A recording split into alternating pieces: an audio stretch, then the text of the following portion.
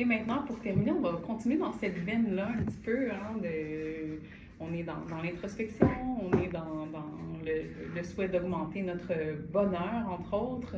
Et là, je me trouve avec Christelle Marilène Papineau, qui est fondatrice de Rose sur Vert Communication. Bonjour Christelle. Bonjour Maude. Merci pour l'invitation. Ça fait plaisir. Et tu vois, j'ai nommé ta chronique pour ton segment Chronique fraîcheur. Écoute, j'espère être la plus fraîche possible aujourd'hui. Je sais pas, ça va comme inspirer ça, ton sujet, là, tout le potentiel au bonheur dans la collectivité, le rôle de la collectivité, en fait, dans ce potentiel au bonheur. Alors, j'ai franchement hâte de t'entendre sur le sujet. Avec plaisir, puis heureuse de passer après cette intervention si pertinente. Mon Dieu, que je rejoins tellement de choses qui se sont dites dans les dernières minutes. Oui, je trouve ça vraiment beau. Donc, merci beaucoup pour ça. Puis oui, j'ai décidé de parler de bonheur avec l'été là, qui vient tout juste de s'installer. Donc, j'avais envie de parler d'un sujet qui peut nous faire du bien, oui. Mais cependant, c'est un sujet aussi qui peut être complexe, hein, n'est-ce pas, le bonheur? Et j'aime bien citer Monsieur Christophe Maé, le fameux chanteur français. Mais il est où ce bonheur? Il est où? Oui, et même notre cher Michel Rivard National, qui est un peu en maudit après le bonheur, là aussi, avec sa chanson Maudit bonheur. Tiens, voilà le bonheur, où c'est que t'étais, maudit sans cœur, où tu te cachais. Donc, tu vois, il est pas content. Donc, on comprend que le bonheur, c'est pas si facile à trouver puis à vivre, n'est-ce pas? Donc, voilà, j'avais envie. C'est inspirant tout ça. Donc, aujourd'hui, chers auditeurs, auditrices, j'espère vous épargner la lecture de vos 20 livres sur comment être heureux pendant vos vacances. Je l'espère. Vous pourrez peut-être faire place à d'autres types de lectures ou sinon, peut-être créer des liens avec les gens que vous aimez et qui sait, vraiment. Donc, merci de nous épargner avec ta prochaine chronique, avec la chronique qui suit. Donc, c'est vrai qu'on se plaint souvent de manquer de temps, qu'on court après le temps, puis... Toi, tu vois que c'est un lien avec le bonheur ou le potentiel au bonheur. Bien, en effet, il y a beaucoup de causes à pourquoi on court toujours après notre bonheur, mais je pense qu'il y a un aspect du mode de vie capitaliste là, dans lequel on est, où est-ce qu'on s'oblige vraiment à garder un rythme soutenu qui finit parfois par nous épuiser. Souvent, on s'éloigne du bonheur, malheureusement. Est-ce qu'on peut se poser la question, le mode métro, boulot, dodo rend vraiment si heureux, en fait? Donc, d'après moi, je ne crois pas. Mais aussi, c'est important de le dire. Donc, une des causes, je crois, de cette course au bonheur, c'est que aussi, c'est pas pour rien qu'on parle que 42% actuellement des travailleurs et des travailleuses au Canada sont brûlés, donc, c'est vraiment le taux d'épuisement n'a jamais été aussi haut au Canada, Maude. Donc, c'est vraiment, on est rendu que notre mental, notre corps se vide tranquillement là, de leurs ressources temporelles et énergétiques. On est rendu là. Et donc, parfois aussi, on peut se penser que la consommation, le bonheur peut se trouver dans la consommation, dans notre prochain achat, dernier cri sur Amazon. Mais le bonheur qui vient avec la consommation aussi est très éphémère. Donc, voilà. Donc, où se loge vraiment le bonheur véritable? Voilà la question à se poser aujourd'hui. Ça fait des liens avec la première chronique là, avec Julie Bloom qui parlait des dépendances. En ce moment, qui a un terreau fertile pour aller vers ça, là, socialement, pour compenser justement pour un mal-être.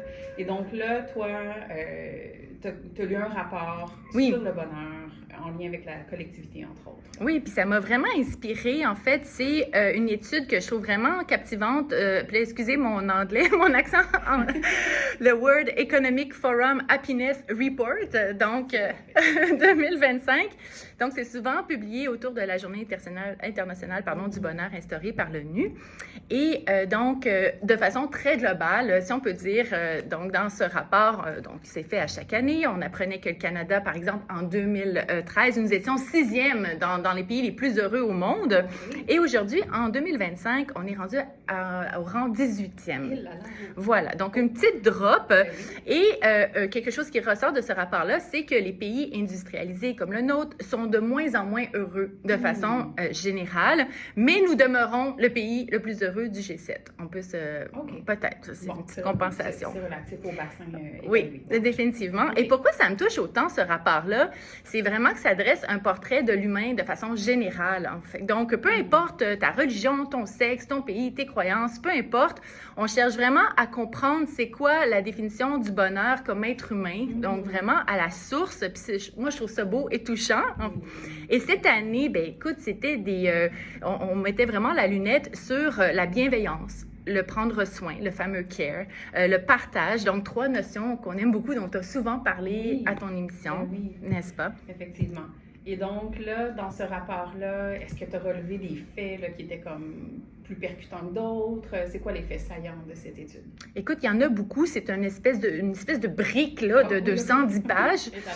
Donc, moi, j'ai lu une bonne partie. Puis déjà, là, j'avais beaucoup d'éléments hyper pertinents à partager. Et donc, je fais le portrait là, donc de quelques éléments, bien qu'il y en a plusieurs. Sinon, écoute, on le sait, on l'entend, mais ça revient encore. Donc, tout ce qui est acte de générosité, ce qui est d'aider un inconnu, faire du bénévolat. Donc, ça l'a beaucoup bondi pendant la pandémie. Et heureusement, bien, on apprend aussi que ce pic de bienveillance est demeuré actuellement. Donc, on sonde quand même qu'il y a eu comme du bon, si on peut dire, pour la bienveillance des uns et des autres pendant la pandémie. Et ça se maintient encore aujourd'hui. Et vraiment, c'est là que se loge vraiment une grande partie de notre bonheur comme être humain, de se sentir utile et d'aider les autres. Écoute, il faut juste s'intéresser un peu au bouddhisme, aux principes yogiques et autres pour savoir que c'est au cœur même de ces pratiques-là. Mais des fois, on a de la misère à l'appliquer, souvent par manque de temps, il y a tellement de raisons. C'est un élément qui revient beaucoup chez tous les êtres humains qui ont été interrogés. Aussi, bien, vivre seul rime souvent avec être moins heureux. Donc, vraiment, ce qui ressort, c'est l'importance d'avoir des relations fortes, sociales, soit les relations familiales, les liens sociaux qui sont vraiment essentiels à l'équilibre humaine. Puis, bien sûr, il y en a qui adorent être seuls, puis on respecte ça. Mais nous sommes des bébites sociales, on l'a vu pendant la pandémie. Donc... Pour certains, non. Pour certains, ça a été révélateur de mon Dieu que je suis bien. Oui, en effet, la sainte paix. Mais ça demeure que vraiment, encore une fois, tout ce qui est liens sociaux est vraiment important, le collectif entre nous. Et intéressant, il y a vraiment un exemple très pointu sur partager ses repas. Donc, dans ce rapport-là, ça a été vraiment nommé comme quelque chose qui augmente le bien-être, de partager le repas, encore autant que d'avoir un bon revenu, un bon emploi. Donc, ça a vraiment un impact significatif sur les personnes que nous sommes. Puis, puis à l'inverse, manger seul, malheureusement, ce qui est de plus en plus fréquent avec l'isolement, on le sent, on le sait, bien, ça, c'est associé à une baisse de satisfaction de vie. Donc, ça revient dans ce rapport-là, cette importance de briser l'isolement et d'inviter nos voisins à manger et pourquoi pas s'inviter soi-même. Salut, je m'en viens manger. Voilà, on se gêne pas. J'arrive. Ah ouais, viens-t'en, je m'en viens. Donc, voilà. Donc, pourquoi pas. Et un autre fait intéressant, chez les jeunes, l'isolement, de façon générale, monte en flèche. Donc, il y a de plus en plus d'isolement chez les jeunes. Mais fait intéressant, leur perception de l'empathie des autres serait quand même faussée. Donc, ils se sentent plus seuls qu'ils ne le sont vraiment. Et c'est un élément qui est ressorti aussi dans le rapport au niveau de la bienveillance. On a tendance à croire que notre entourage est moins bienveillant envers nous qu'ils le sont vraiment.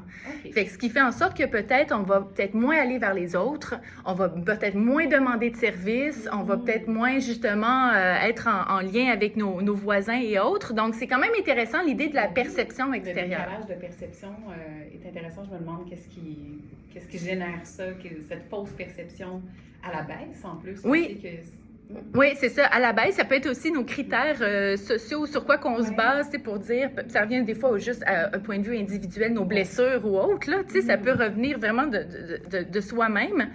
Et aussi, un enseignement central qui émerge de ce rapport-là. Et qu'est-ce qui est important de dire, c'est que les sociétés plus bienveillantes, quand le bonheur est mieux réparti, bien, ça réduit davantage, on appelle ça les morts du désespoir, suicide, overdose, etc. Donc, plus la société est bienveillante, plus ce genre de mort du désespoir diminue. Donc, c'est vraiment intéressant à prendre en compte et à se dire à quel point la bienveillance est importante dans une société. Dans le fondement des valeurs sociales, des valeurs systémiques aussi, on peut penser à ça, puis d'imaginer que dans une société qui est davantage axée sur la bienveillance, bien, on a plus d'attention sur ce qui se passe autour et nos moyens sociaux aussi sont mieux répartis, comme tu dis. Et donc, il y a moins de gens qui se retrouvent là, dans le creux de la vague. Oui, définitivement. À travers tout ça. Oui, tu as bien raison. c'est très éloquent, là, tout ce que tu as fait ressortir du rapport, en tout cas. Et si tu avais une réflexion finale, une espèce de conclusion à nous partager en... Oui, bien, souvent, on dit que le mot bienveillance, on l'entend un peu partout maintenant, oui, mais mon Dieu, c'est un mot à la mode. Oui, mais c'est à la mode, mais pourquoi ça peut être très bien aussi que ça soit à la mode? Gardons ça à la mode. Donc, ça le rend vraiment essentiel, surtout quand des rapports sortent comme ça, à quel point la bienveillance est nécessaire au bien-être collectif puis individuel. Donc, il s'agit vraiment de remettre au centre de notre vie, puis je sais que c'est difficile, puis je sais que ça va vite, mais de prendre soin du monde qui nous entoure. Donc, je sais, Maud, tu es très sensible à ça également, donc prendre soin des humains, des arbres, des rivières, donc tout le vivant qui nous entoure, donc de prendre soin. Puis, ce prendre soin-là redonne un sens à notre existence, puis ça nous aide à être plus heureux, définitivement. Donc, c'est un peu la conclusion que je tire. Et sinon, bien, il y a un grand besoin actuellement de retrouver le collectif. La pandémie a tout de même fait du mal au collectif actuellement, si on peut parler du Québec ou même à Montréal ici. Donc, vraiment de créer des milieux de vie inspirants, innovants, donc pour vraiment solidifier les contacts humains. On en a besoin pour vraiment maintenir et faire encore plus ressortir ce sentiment de bienveillance dans la société. Oh, c'est beau! J'aime ça qu'on finisse sur ça. Oui! Avec l'émission d'aujourd'hui, ça donne comme plein d'objectifs, le fun à explorer pendant l'été au niveau collectif, individuel. Oui. De belles questions à se poser, de s'immerger dans la nature, d'aller parler à notre voisin. Oui. Même juste à la caisse, à l'épicerie, dire bonjour, comment ça va? Regarder dans les yeux. Oui, s'intéresser aux autres. Ben oui, ou voir quelqu'un qui est un petit peu moins seul, ben, vous pouvez lui faire un beau sourire. Comment allez-vous? Tu sais, des petites choses simples, des fois, qui coûtent rien, mais qui rend heureux de part et d'autre, finalement. Oui, ça, on ne peut jamais imaginer l'impact que ça va avoir sur la personne, même juste de la regarder. Définitivement. Puis quand on lit ça, on se rend compte à quel point ben, c'est important qu'on prenne soin des gens qui sont peut-être plus isolés, puis de cultiver notre lien social entre nous, vraiment. Oui. Merci beaucoup. J'espère que ça a répondu à la chronique fraîcheur, Maud. Oui, c'était très rafraîchissant. Et je veux te féliciter pour cette belle saison. Je l'ai fait l'autre fois avec le Centenaire, mais quel bonheur d'être ici avec toi, puis je te trouve formidable. Merci. Merci. C'est un plaisir partagé avec toi, Christelle, pour toutes les fois où tu viens, que tu passes à l'émission, où tu m'envoies des petits messages vocaux pour dire « Hey, c'était